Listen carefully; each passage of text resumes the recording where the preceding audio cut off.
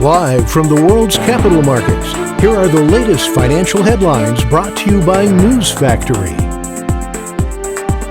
Hello and welcome to Thursday's Daily Financial Digest. And here's what's making the headlines in the markets today. The Bitcoin-dollar pair dove 1.6% in the last session. The MACD is giving a negative signal. The last session saw the euro fall 0.4% against the dollar. According to the stochastic indicator, we are in an oversold market. The last session saw the pound drop 0.4% against the dollar. The RSI's negative signal is in line with the overall technical analysis. The Aussie fell 0.4% against the dollar in the last trading session. The ultimate oscillator indicates an oversold market. And now let's hear what our chief analyst picked up for us today.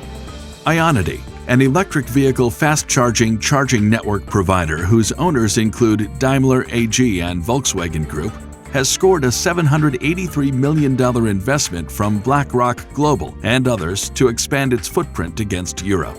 London stocks were once again mixed as investors digested historic lows for jobless claims figures across the pond, as well as a surge in factory orders on home shores.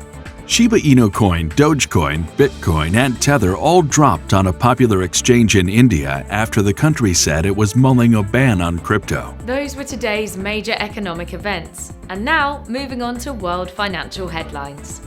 Germany's gross domestic product will be released at 0700 GMT. Germany's GfK Consumer Confidence Survey at 0700 GMT. Japan's Tokyo CPI at 2330 GMT.